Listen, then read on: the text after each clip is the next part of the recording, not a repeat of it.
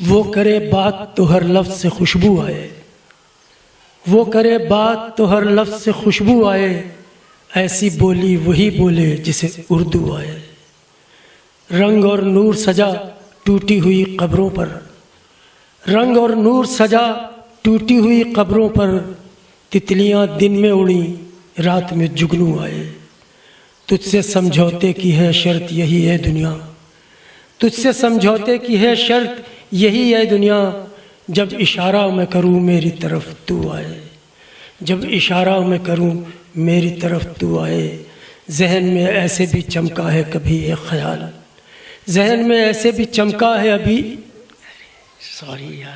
ذہن میں ایسے بھی چمکا ہے کبھی ایک خیال، ایسا محسوس ہوا چاند کو ہم چھو آئے۔ اور میں نے چاہا تھا کہ تو پیار کی پائل پہنے، میں نے چاہا تھا کہ تو پیار کی پائل پہنے، تیری قسمت کے تیرے پاؤں میں گھنگرو آئے۔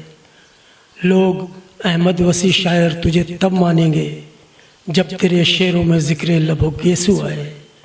وہ کرے بات تو ہر لفظ سے خوشبو آئے، ایسی بولی وہی بولے جسے اردو آئے۔ اب نظم کی باری ہے۔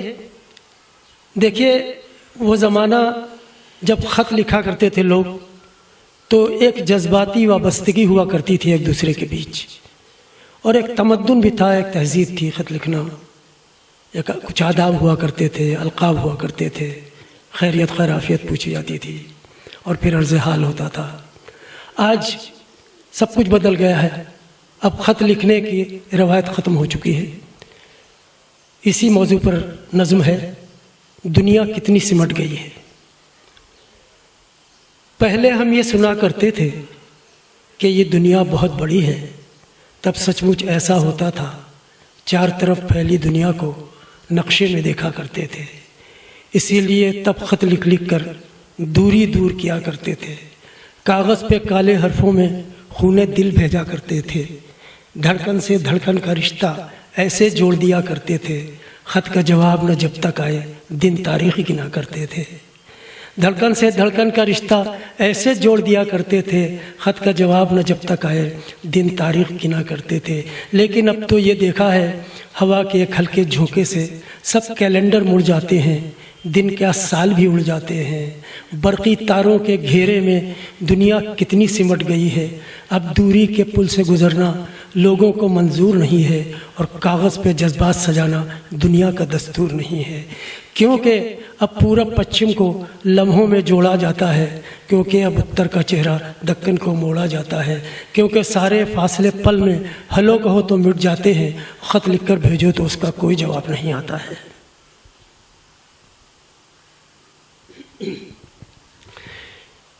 اور نظم اس کا عنوان ہے ایک المیہ، اس میں بھی ایک تہذیب کا المیہ ہے، ایک تمدن کا المیہ ہے، اور ایک ذاتی المیہ بھی ہے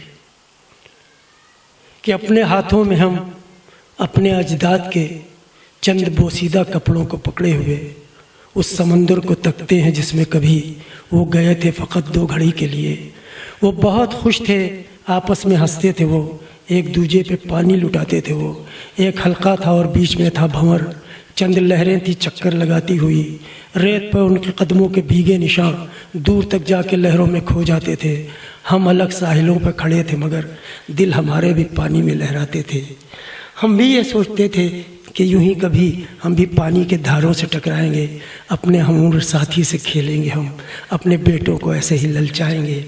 تب یکایک وہیں دیکھتے دیکھتے وہ ہنسی کھیل ان کے اشارے سبھی اس سمندر کے تہ میں کہیں کھو گئے، سب کے سب لہر کے کھاٹ پہ سو گئے، اور ہم ان کے قدموں کے بھیگے نشاں جھک کے پلکوں سے اپنی لگاتے رہے۔ ایک جھونکا ہوا کا چلا اور پھر دیکھتے دیکھتے ان کے بھیگے نشاں سوکھ کر مٹ گئے، ریت میں دھس گئے۔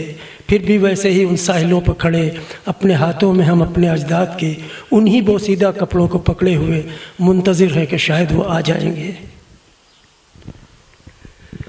اب ایک غزل کہ نہ ہو شہرت تو گمنامی کا بھی خطرہ نہیں ہوتا، نہ ہو شہرت تو گمنامی کا بھی خطرہ نہیں ہوتا، بہت مشہور ہونا بھی بہت اچھا نہیں ہوتا، بہت مشہور ہونا بھی بہت اچھا نہیں ہوتا.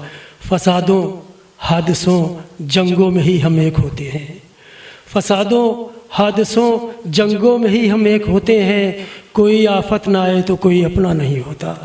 کوئی آفت نہ آئے تو کوئی اپنا نہیں ہوتا. اور سمجھنے لگتا ہے دنیا کو بچہ پیدا ہوتے ہی.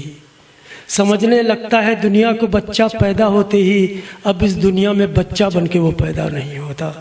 اب اس دنیا میں بچہ بن کے وہ پیدا نہیں ہوتا.